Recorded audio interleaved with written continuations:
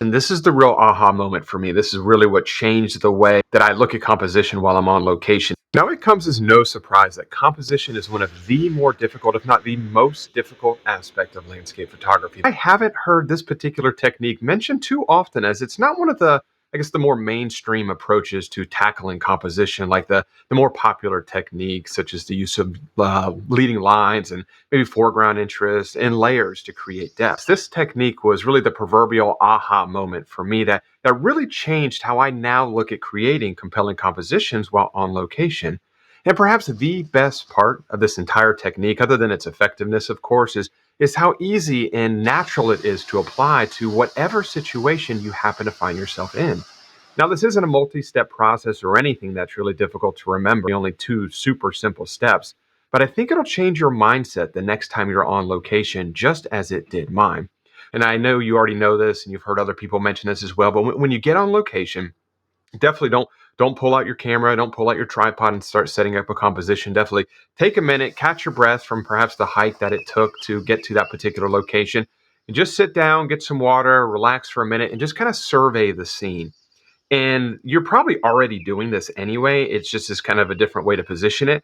But when you get to your scene and you're relaxing, you're surveying, you're just checking everything out, start taking a mental inventory and ask yourself, what do you love about this scene? What do you like about it? Why do you want to point your camera at this particular scene that's unfolding right in front of your very eyes?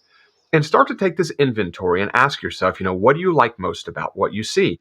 It could be the waterfall that you're standing in front of. Maybe it's the autumn leaves that are surrounding this waterfall, or maybe it's the outflow of this waterfall, or maybe there's some interesting rocks in the foreground that got some nice green algae or something growing on it. There's the things that really catch your eye. And what's so cool about this process is if you could take two people, put them in front of the same scene, and their list of things that they love about the scene, there's a very good chance that it could be different. So it's a very personal exercise.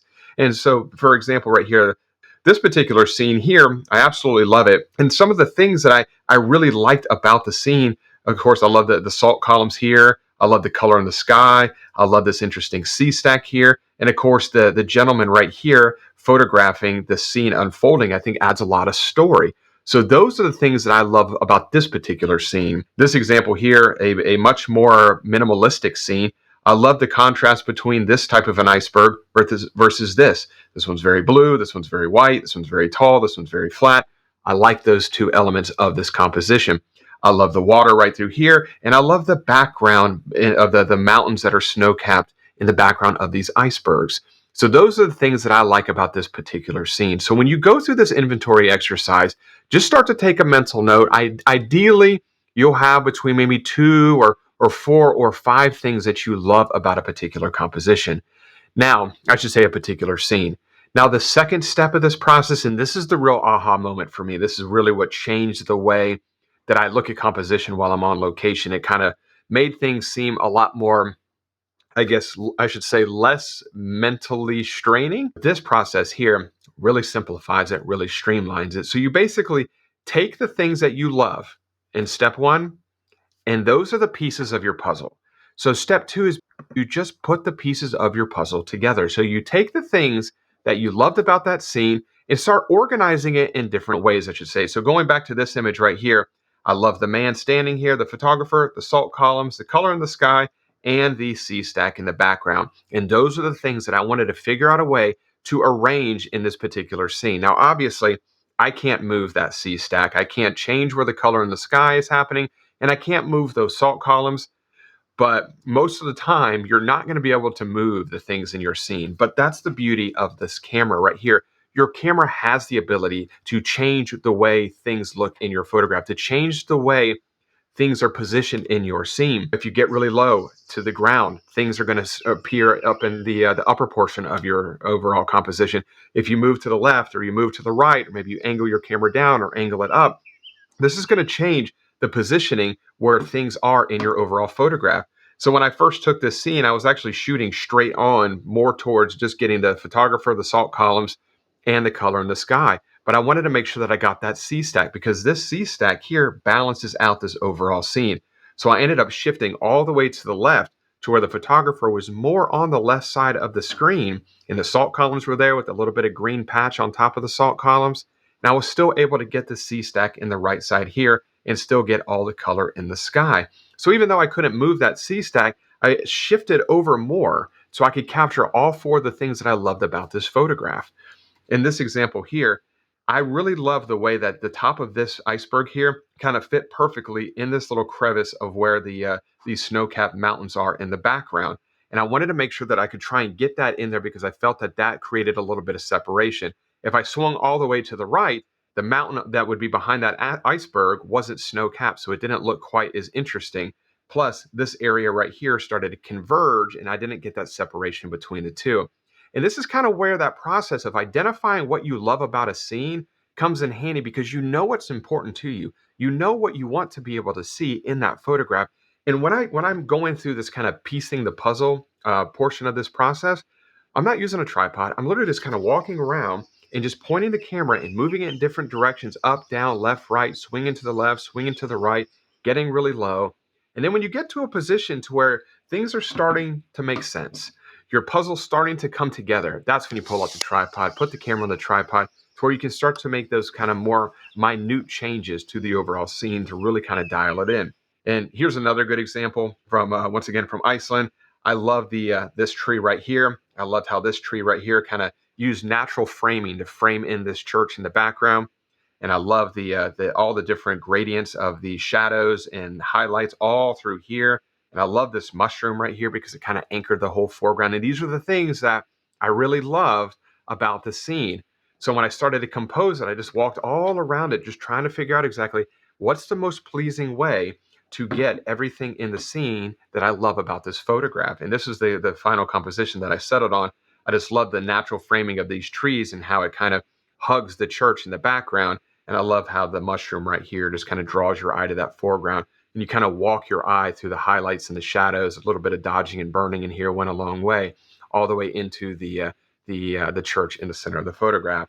And in this image, I know I shared this last week. Of course, I love the mountains in the background. I love the rushing water. I love any kind of water that's falling. That's my kind of go-to thing. That's what I get most excited about. And I loved how the foreground here kind of just mimicked this. It just kind of got this sweeping nature all the way up until the mountain in the background. And I wanted to make sure I captured a lot of this area here just to exaggerate that kind of S curve, that winding look of that foreground and how it leads to the waterfall and to ultimately to the mountain in the background. And those are the things that I love the most about this scene. And that's what I wanted to include in my composition. So asking yourself when you get on location, what do I love about this scene? Why do I want to point my camera at it? Why do I want to take this photograph? And take that inventory and then piece the puzzle, or I should say create the puzzle based off of the pieces that you created in the very first step when you're taking that survey. And that completely changed the way that I look at composition while I'm on location. It simplified it, and it just made it to be not so mentally straining on myself when I got on location. It was a very relaxed mindset or thought track. And it really, I think it improved my composition, and I definitely enjoyed it a little bit better just to think about it. You're just putting the pieces of a puzzle together and identifying what those pieces are. So I really hope that this information in this video will definitely maybe create that aha moment for you. I know that that was kind of this is one of those kind of moments that just completely changed the way that I look at composition while I'm on location. I'm going to talk about what I think is the most powerful compositional tool that a photographer has.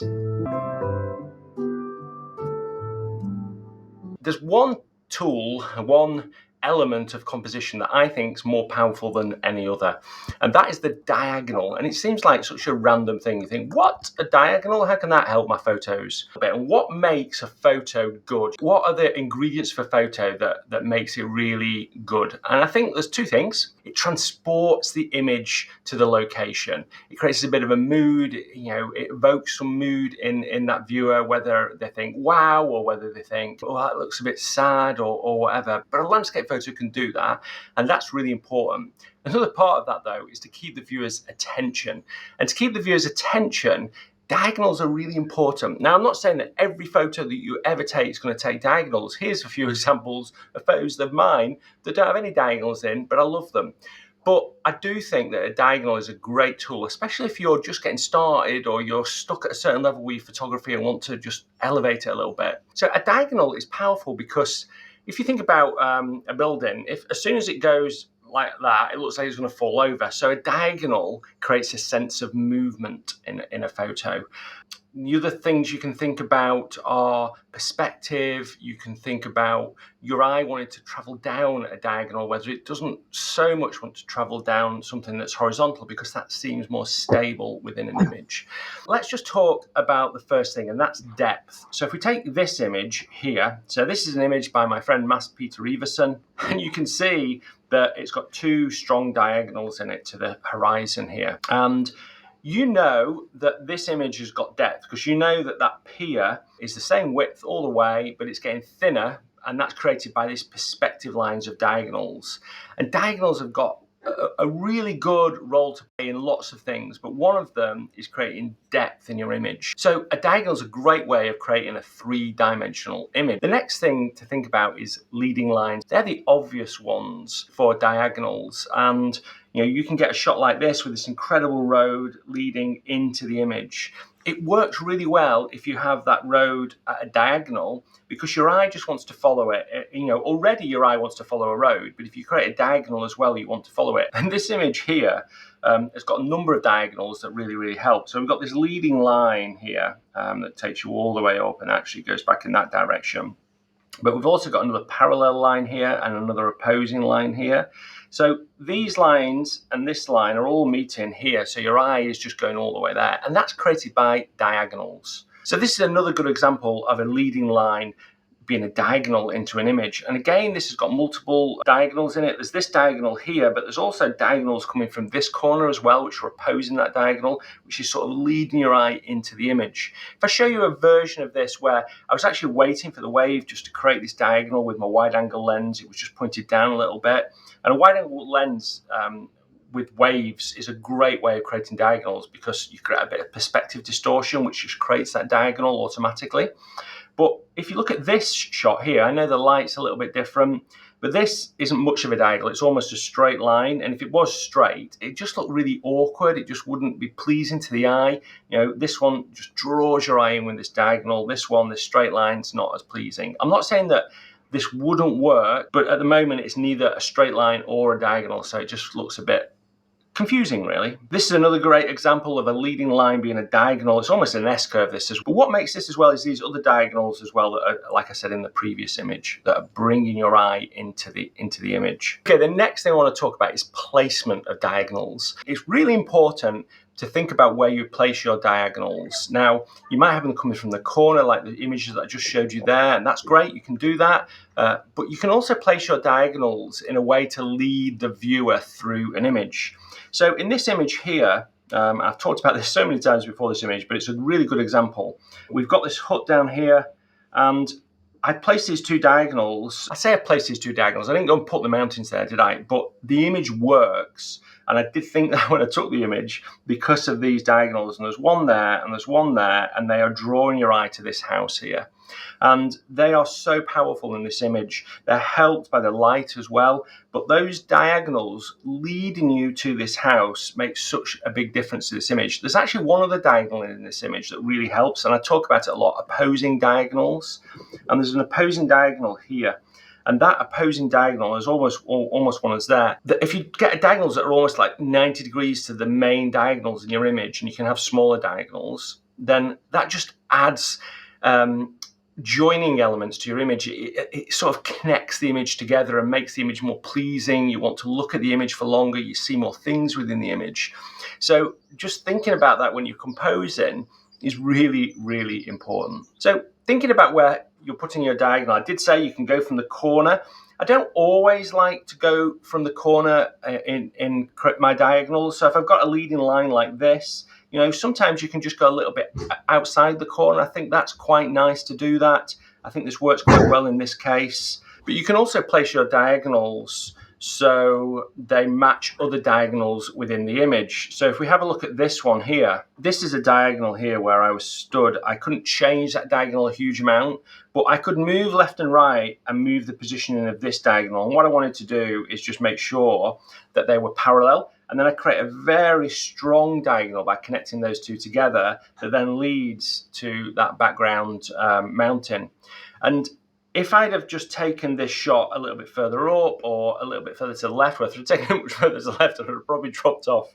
But having those parallel diagonals and thinking about, is there a diagonal in the scene? And is there a way I can move to connect another diagonal to that diagonal? Parallels are good and 90-degree diagonals are good in the scene. You want to try and get the viewer to spend more time looking at your image. But this is a little bit more of a subtle diagonal. You can see if I just go and draw on this, we've got some diagonals coming down here, which I call the secondary diagonals. And then we've got a primary diagonal coming through here. And then we've got another secondary diagonal there.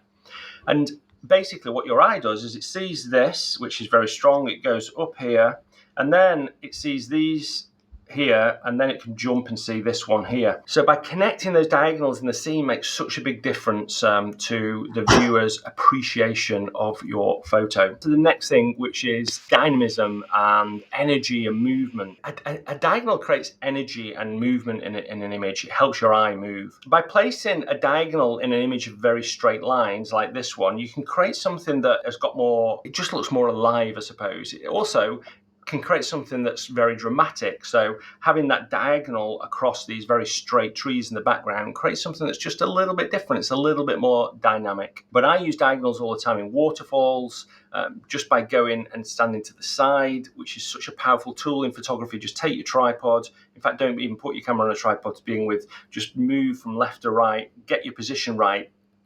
You can create that diagonal, and that adds to, in this case, the flow of this water. So the water is, you automatically think this water's flowing, but you've also got, in this case, this diagonal that's adding to it and creating this more dynamic scene. Again, in this shot here, what works really well with this iceberg and this water is the fact that I've got all these diagonals pointing at this iceberg. And because you've got these diagonals in there, you get that appreciation of the water flowing more. Whereas if you look in the background where the waves are, the water in those waves in the background is still moving, but because it's very horizontal, those lines, it doesn't feel like it's moving so much, whereas here it's very, very dynamic. So you can use them so strongly. But the best example of the opposing diagonal is the S-curve. This is not a particularly brilliant shot of mine. To be honest, I struggle to find many shots that I've taken with the S-curve. But if you look at this, then we've got a diagonal like that, a diagonal like that, a diagonal like that, and a diagonal like that. And that's what the S-curve is, really. If you think about an S, then it's just a bunch of diagonals in an image. And that's why an S-curve works, because you go down one, then you turn the other direction, you go down the other, then you turn the other direction, you go down the other. This is the first one. This is from Steve Marson. And this is a bit of a subtle S-curve. You can see that there's a diagonal there, a diagonal there, a diagonal there, and that's taking you and leading you down through that S-curve. There's some more diagonals here as well, so you end up here and then you jump to C-stacks in the background. So this is a good example of an S-curve, because you can have subtle S-curves like this one here from Stephen Rhodes. This is a really good example of the subtlety in nature. So this is just a little brook, but you can see it's just, you almost perceive this line going around because of the greener grass, and we've got this nice S-curve leading up to the mountain. And then this one here from Alan Yim. So this is a beautiful shot. I really, really like this. And the S-curve's a little bit hidden, but again, we've got this really nice inverse S-curve leading you up. And it's those connection of diagonals which make this such a pleasing image. And it is why the S-curve is so nice. But the opposing diagonal doesn't have to be in an S-curve. This is a good, strong example of a great opposing diagonal. So we've got a diagonal here, and then we've got another diagonal here. And then we've actually got a diagonal here as well. And this just is so strong. I can't say just how strong it is when you have these opposing diagonals. So this is another really strong example. So this has got a lot of symmetry in it. Again, one of the things that I thought is taking the people as they walked across this ridge in the Faroe Islands, which is I've got this diagonal going through here, but I've got this diagonal here and this diagonal here. And so this is a very symmetrical image. If you draw a line down the middle here, then we've got, a very symmetrical set of diagonals, and that symmetry really helps this image. It makes it such a powerful image. So thinking about those opposing diagonals, see if you can get symmetry in them. Parallel diagonals as well are really, really good. There's perceived diagonals, which are where you start to get very strong images. But this image here is one that I'm really proud of, because this is something that I really thought about, creating a perceived diagonal in it. So I found this big rock here, and I position myself in a way that this rock goes through a line here. You can see that this rock connects, and there's a line through there, and then there's another line here as well. So we've got two lines in this image that are leading your eye up to the sea stack and this wave in the background. And that is so powerful. It's so powerful if you can have perceived diagonals. So diagonals that you don't automatically see, but are very subtle in an image. People just look at an image and think, oh, I love that, but they might not automatically see why they love it. And that's when you start to get things that are really special. So again, it's a cross between a perceived diagonal and a real diagonal. I mean, we've got this here, but there's another diagonal coming down from this branch up here, and this is leading into the hut. And then this one is a really good example of connecting elements to create diagonals and create perceived diagonals. So triangles are obviously a set of diagonals, but we've got a diagonal there, and we have a connection there. But these two diagonals here connect these elements together in a triangle, and a triangle is another strong shape within an image. So anything you can do to connect things together in a diagonal pattern in your image will definitely help it. I just want to show you a couple more examples of that. So this is a perceived diagonal in two of my favorite trees that are hugging.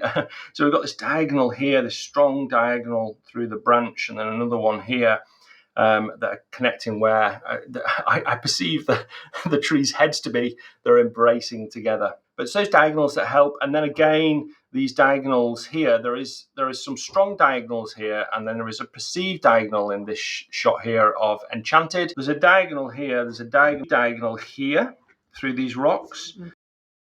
This one, and that really helps because these two parallel diagonals create quite a strong compositional element, which help to balance this very strong diagonal on the right hand side. And there's a balance across the middle then of these two visual weights. So by connecting these two together through parallel diagonals has really, really helped. And then we've got the opposing diagonals as well. Secondly, the time to break this rule and place your subject in the middle is when you have symmetry. Common mistake people make is having people, pets, or wildlife in their photos but not leaving room to look into. If you squash your subject against a side of your photo with no room, it's like punishing someone by making them stand in a corner. Also, the rest of the photo just seems to be out there getting ignored. When you have something with vision in your photo, you should give them room to look into. Get that edge away from their face, and if you can align it, find something interesting or colorful or with patterns to fill that empty space. Empty space is okay too, but something that's complementary is a great addition. Mistake number 2 is to put your subject in the middle of your frame, but without any symmetry. The middle is rarely the most interesting place to put your subject. Try putting them on one side, maybe juxtaposed or balanced by something else. Use the rule of thirds to place the areas of interest off to one side, for example. Secondly, the time to break this rule and place your subject in the middle is when you have symmetry.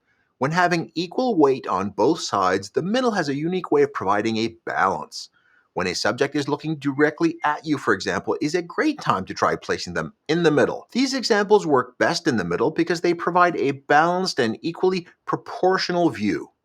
Or this surfer photo of mine, where the water spray here and the beautiful sky here provide a nice balance of interest to support the subject. A derivative of placing your subject too close to the edge is losing your main elements out of the frame. This comes from not being able to fit your subject or important element in the shot and just including part of it and cutting off the rest.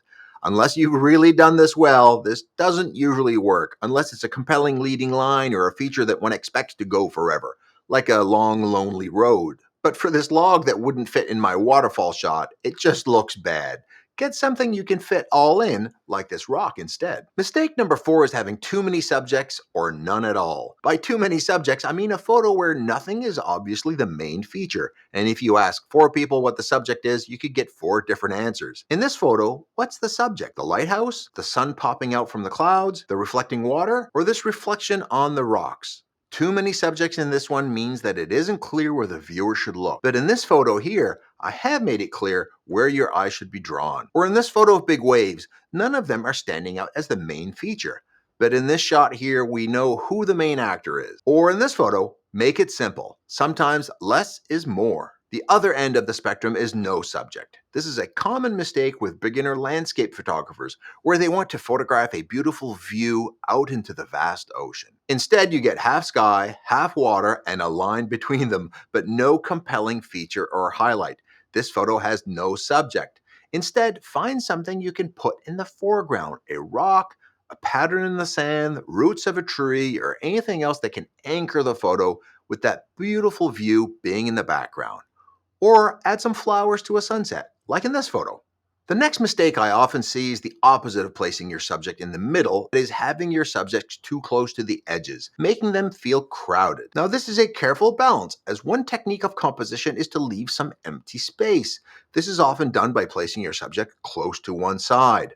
The problem is this is a fine art. It can look good like this or like this, but if you slide too close to the edge, all of a sudden it just doesn't work anymore. Go towards the edge and then come back a bit. Including something interesting in the negative space works well too, like this pink sky in this photo. The next common mistake is very prevalent, including in wildlife photography: the wrong perspective or angle. This means that the subject and its alignment isn't maximized with the rest of the scene. For example, here's a photo of a bird that I took while standing. Then all I did was get down lower and took the same photo with the exact same settings. Look at how that transformed the photo by getting it eye level and making the background and foreground out of focus. So this can be not shooting up or shooting down, rather getting to eye level, or not getting up or down when that's what will accentuate the subject. Shooting at your standing eye level, the same place from which anyone else would see the scene, is rarely the place that'll make the most compelling image. The trick is to move around. Get your subject framed with other elements in the scene, like this photo I took just a few days ago. The trick here is when you've identified a subject, look around for angles, elements, or lines that can add to your photo. The next mistake I see is people not putting enough effort into getting the right background. One of the most important tips I tell people is the background is part of the photo too. This mistake, which I've made before, don't worry, is part of a laziness problem. We're just too lazy to move 5 feet to the right or 5 feet to the left to get an annoying or distracting element out from our background. Remember, if it's not adding to your photo, it's probably taking away from it. Like these people behind my lion shot. Waiting a bit for them to move or repositioning for the shot would greatly improve it. If they're not part of your plan, get those stop signs, trash cans, and buildings out of your photos. And that's the problem of shooting too tight. Filling the frame with your subject and not including other elements that tell a story about the subject. Where was it? When? What else was happening?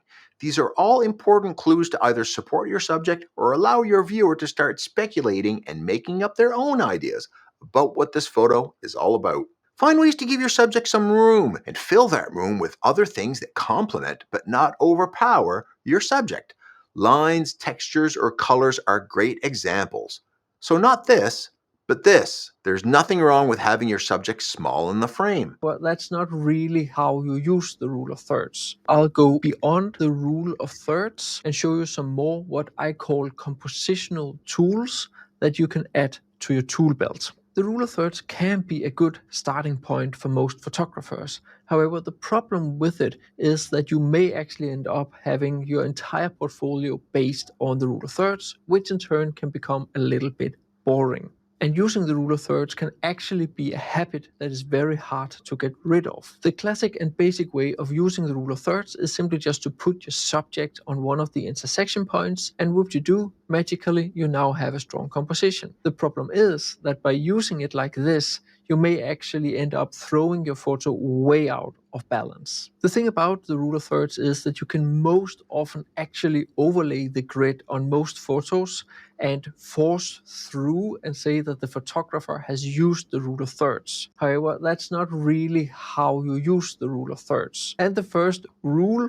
or tool I want to talk about is the tool of space. It's actually a compositional tool that I see many new photographers struggle with. So let's dig into a few examples. In this first photo here, we have me standing in a waterfall, and I have actually used the tool of space right here. If you have any kind of perceivable front or back to either human, an animal, a building, car, a boat, anything where you can imagine that there is a front, that front has in most circumstances to be turned into the photo. So now I'm just going to turn myself to the side, and you can see right here, I'm looking out of the photo. I'm not looking into the photo.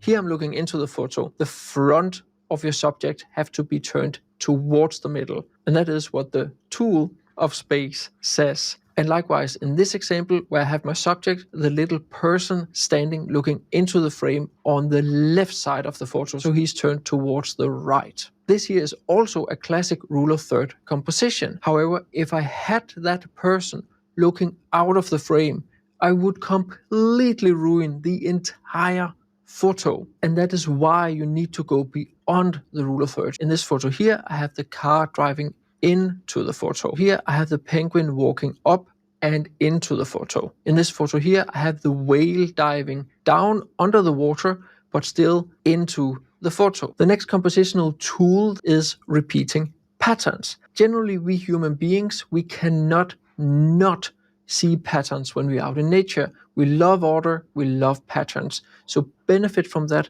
because it will raise the aesthetics of your photos. In this particular case here, I have the roof of the house mirroring the top of the mountain. In this photo, I have the lines of the hills throughout the fields, and I have the tractor tracks spaced out.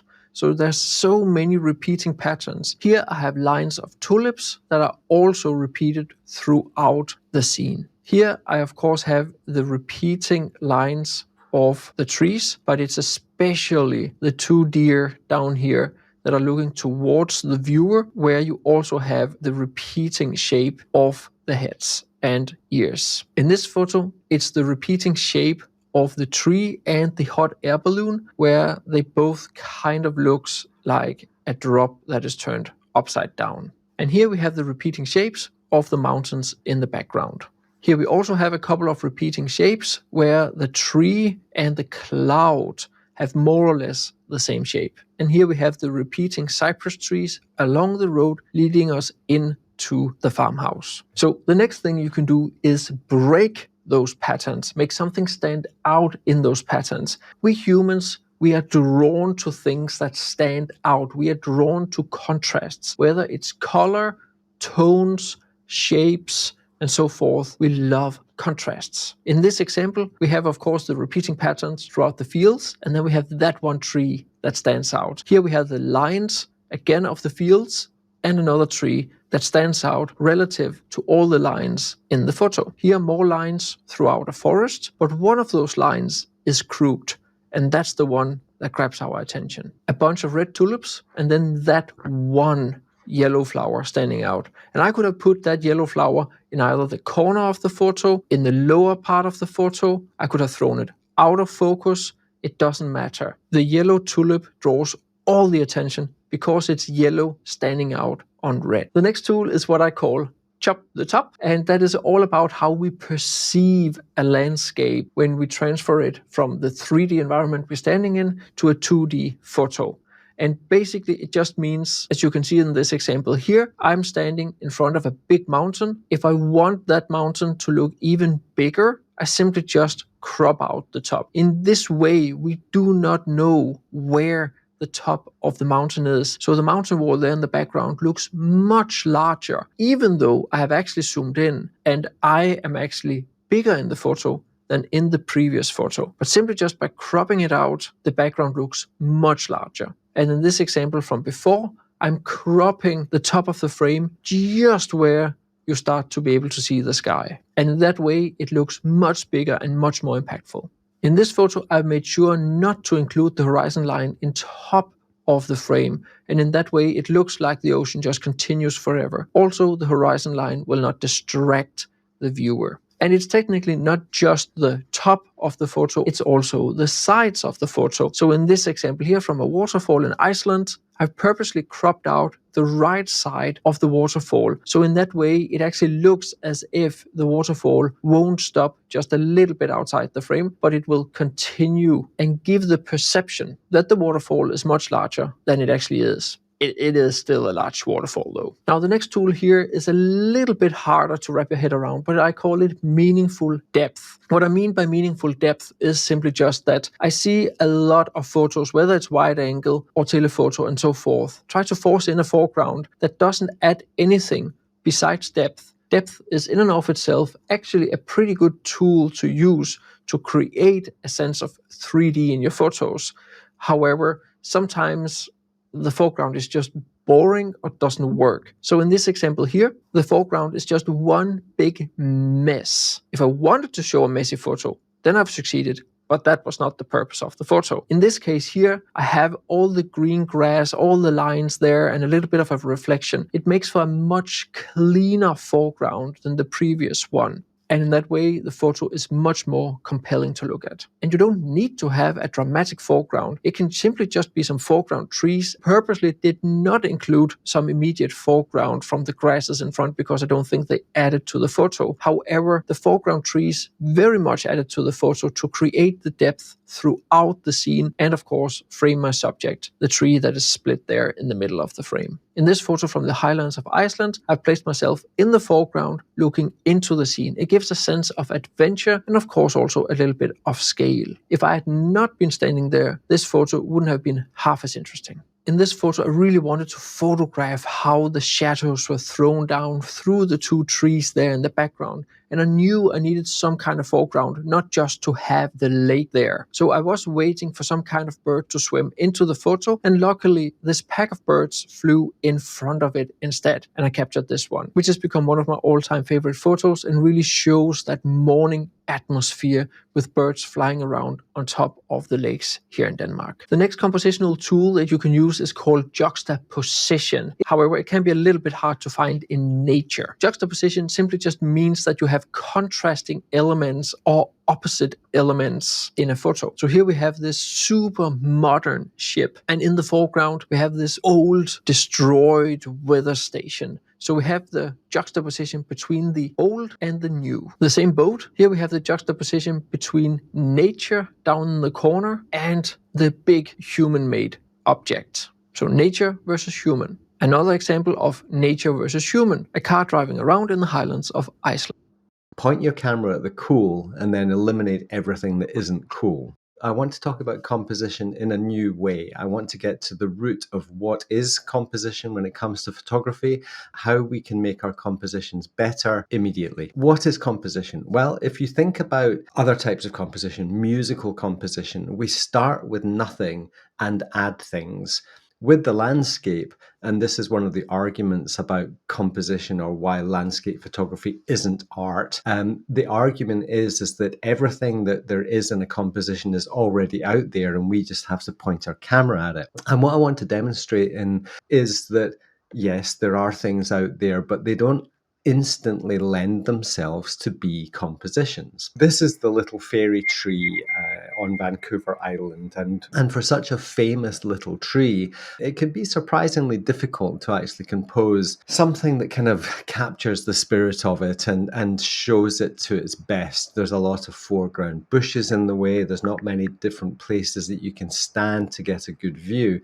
And as you can see in this scene here, this is the fairy tree here, and it's in the middle of a lake. And obviously when it's calm like this, we get some nice reflections. So the elements that are present at the time that we are there are obviously going to contribute to the type of photographs that we can make. Now, if I do go to the cropped version, so basically if I go down to now as shot, you can see that I was cutting slices of the landscape, which is something I do. But if we go back to the original here, where I found my brain engaging with this scene was understanding that the fairy tree is the subject. You know, that is the thing that is the obvious thing in the frame to photograph, I think. And if you go to famous locations to photograph an icon, then you're going to photograph the icon.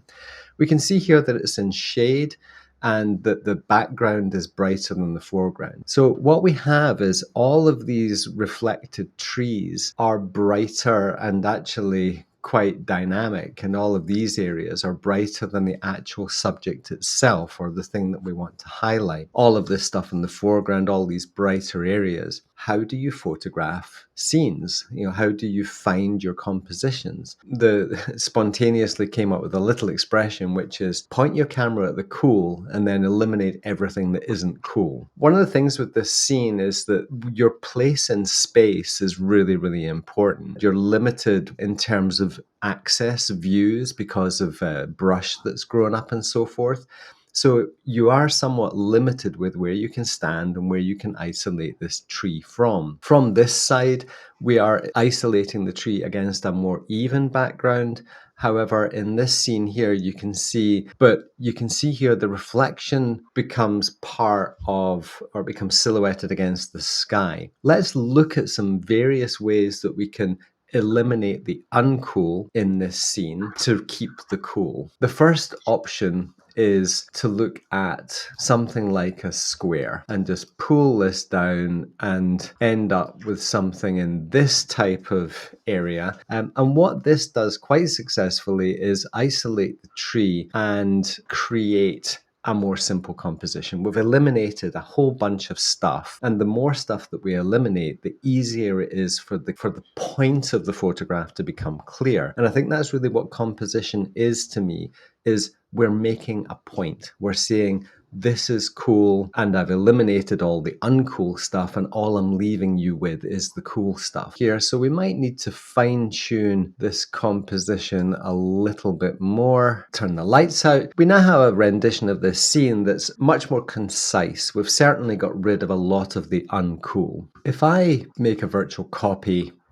and just reset the scene, so we're back now to our full frame. Aspect ratios are incredibly important. That square is very concise, but the bottom of the scene, the way the silhouette interacts with that luminosity there, it doesn't feel very balanced to me. So another way to look at this is to go to the how I shot it. Right, so that is closer to the scene that I took in camera. And what I'm going to do is I'm just going to fine tune that. So this 65 by 24 aspect ratio that I use quite regularly now, what this has enabled me to do is to isolate the tree away from the reflection. And what we've taken away is a large chunk of luminosity, that big bright section at the bottom of the frame.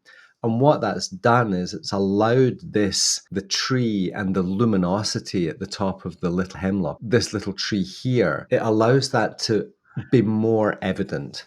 So if I darken this image, we can see that the luminosity, pull that right down until it gets quite bare. And then I'm going to increase the whites and the highlights in there, and maybe just a touch more luminosity on that side. And what that's done is changed the balance between the luminosity on the left-hand side of the frame and the right-hand side.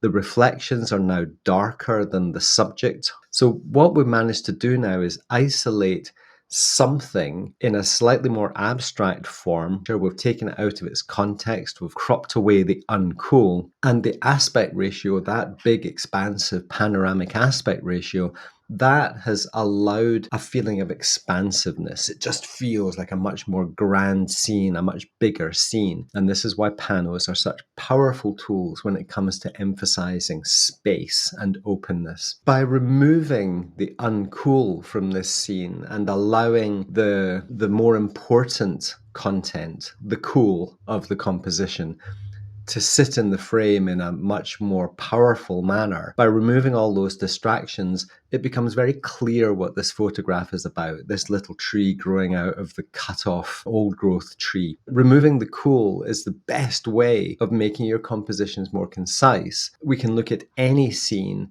and probably find a more rational or condensed version of it. Where you live in space, so just moving a few meters left or right, or even a few millimeters left or right, or up or down, is going to change your perspectives and how the content interacts with all of the stuff around it. Compositions do not exist in nature. The world is not just there waiting for you to point your camera at already perfectly composed scenes. That is not how the world works. Our position in space, given any particular moment in time, is really, really important. And that's what makes landscape photography such a powerful tool for our personal expression. There was 9 people on this workshop, plus Adam and myself.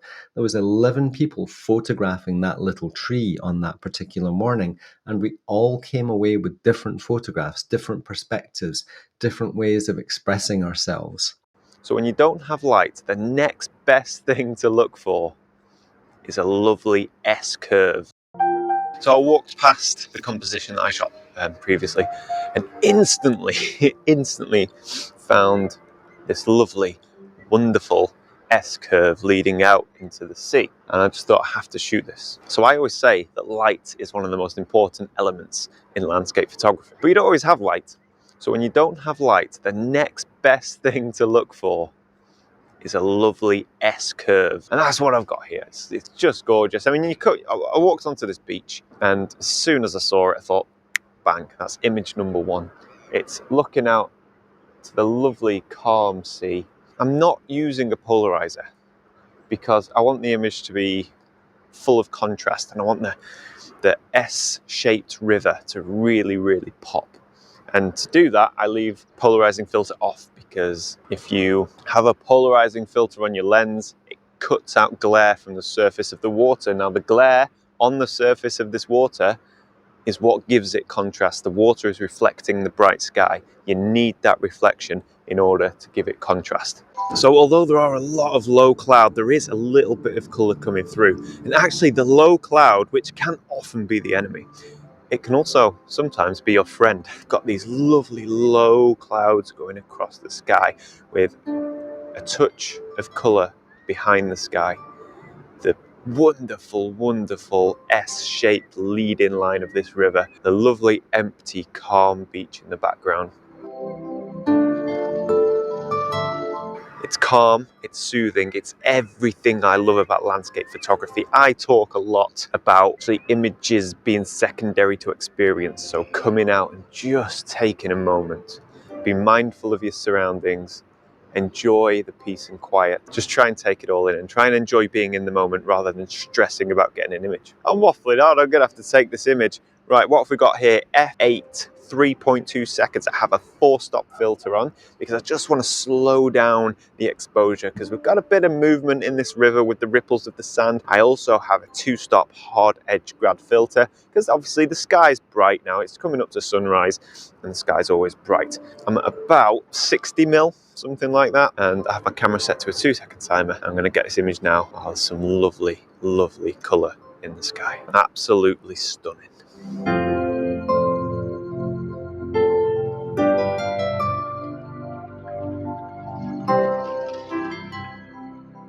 So I'm just heading down to the water's edge now to see if I can get another shot. I fancy a nice long exposure. We've got excellent movement in the water, an amazing movement in the sky. It's just a really nice morning. You're never done with a location. You should always return to the same locations time and time again, because I know I'm guilty of this in the past, and others are guilty of this, where you shoot a location once or twice. People don't know which way to go. So as I'm walking back along the beach, I just clocked this composition. Lovely shapes in the sand, kind of horizontal shapes crisscrossing back and forward. And I just thought it was a really nice abstract image. We have a very monochrome scene. There's no colour here. It's almost silver. So while setting up to take this photograph, I placed a CD under each foot of my tripod. And the reason I do this is this sand is incredibly waterlogged. As soon as you put the tripod on, it sinks. But it can be quite deceiving because it slowly sinks, so you don't notice it. So if you have an exposure of like a second or half a second or anything like that, then you're going to get motion blur, but you won't realise it until you get back to the computer.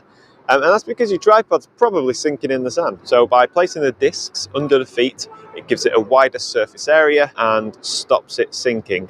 Now I'm going to capture this photograph here. This is on f10, about a third of a second. Not much polarization, so I want the contrast of the water, and it's just, I'll say the contrast of the reflection on the water, should I say. And it's just I don't know, this image might work, it might not, but it was enough for me to stop and set up and capture the image. All in all, I'd say it was definitely worthwhile.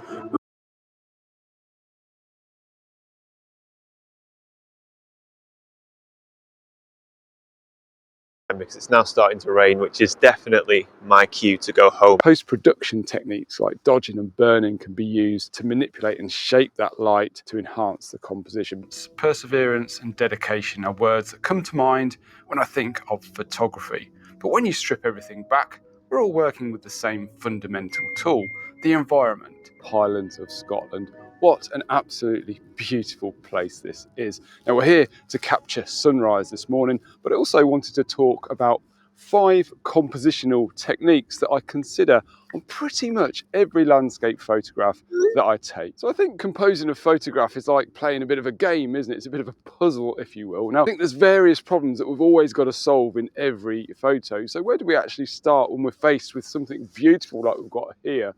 Well, I guess everybody has got their own thought process, and I'm not saying mine is the only way or the right way, but I've got 5 considerations that I always run through on every photograph. So my first consideration is one that I think often gets overlooked, but it's crucial in my opinion. Now, when I arrive at a scene I believe is worthy of a photograph like this one, I simply just take a moment. I leave the camera in the bag, I observe the scene, breathe in the air, soak in the atmosphere, and just enjoy the moment for a couple of minutes. Quite often a photo will present itself to me rather than me having to hunt around for it. I tend to ask myself a few questions during this time as well, like how does the place make me feel? Is there a story within the landscape? Is there a mood present? These feelings can sometimes influence how I compose a scene and can be essential to driving a narrative within the frame. Now, of course, we don't always have time for this, do we? Especially when there's, say, an amazing rainbow or the sun's just like lighting the landscape up.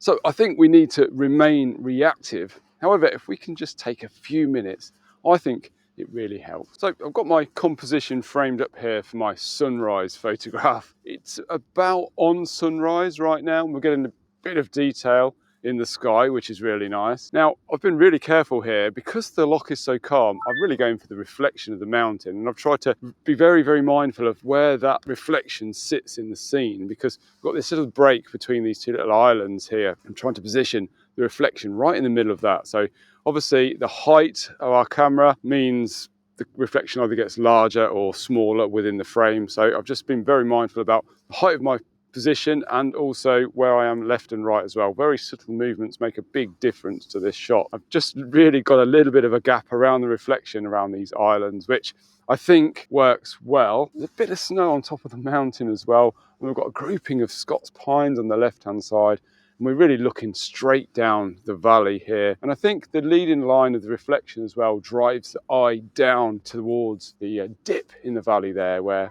the scene is a little bit brighter. It's just a case of waiting now.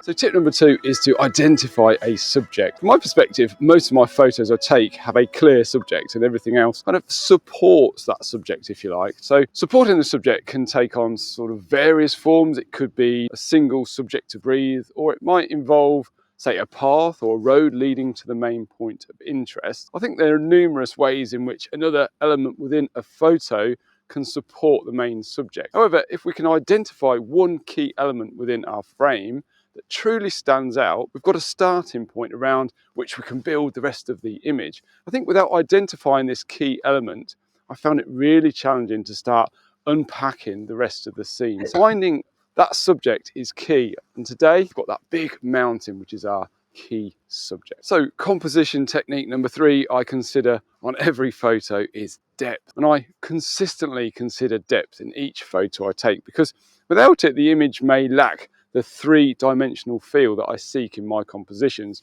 I think introducing depth to an image is not straightforward though, but it serves as an effective way to give a 2-dimensional photo a more 3-dimensional quality. Now, there are numerous methods that can be employed to convey depth in a photo, and one standout approach for me is through atmosphere.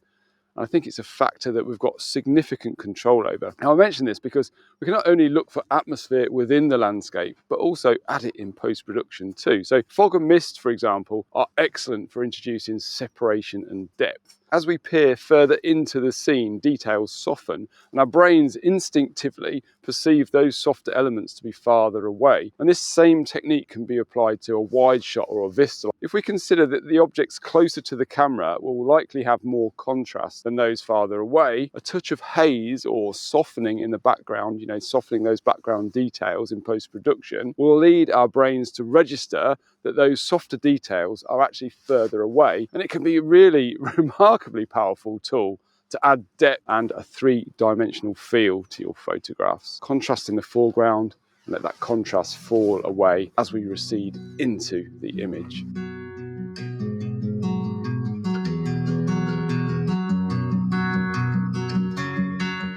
Now I'm going a bit more intimate with this scene here, picking out some nice details. Got some amazing light hitting the side of the mountain, and it's quite diffused. There's a bit of cloud out that way as well, so it's not too harsh just yet, but I'm making the most of it while I can, just picking out different detailed shots, trying to incorporate some reed beds, then going a bit tighter in, and just playing around with different compositions pretty much from the same spot.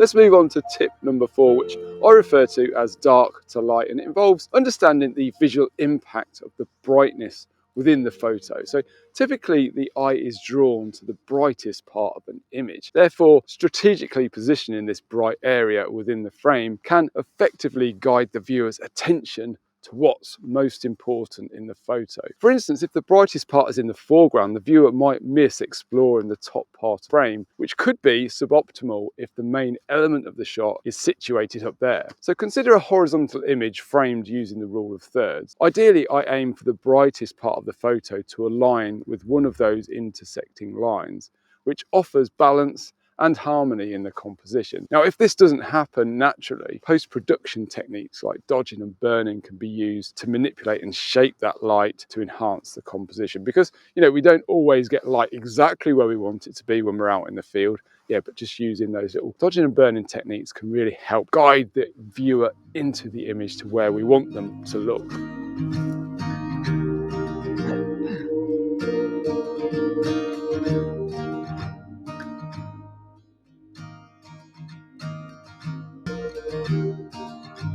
Tip number 5 involves eliminating distractions from the scene and being mindful of elements that may obstruct or, say, hinder the flow and separation within the image. So once I've identified the main subject, I always consider what can be removed from the composition. Are there any, distracting elements that we could do without? Now, while tools like the spot removal tool in post-production can really help, I strive to try to handle these issues in the field wherever possible. So if there's something distracting, I explore whether I can eliminate it by positioning the camera maybe higher, lower, or changing the focal length, or sometimes both. I always pay special attention to the edges of the frame, because elements lingering on the periphery, neither fully in nor out of the shot, can be surprisingly distracting. So addressing these considerations during the initial capture ensures a cleaner and more focused composition, and actually saves quite a bit of time in post-production too.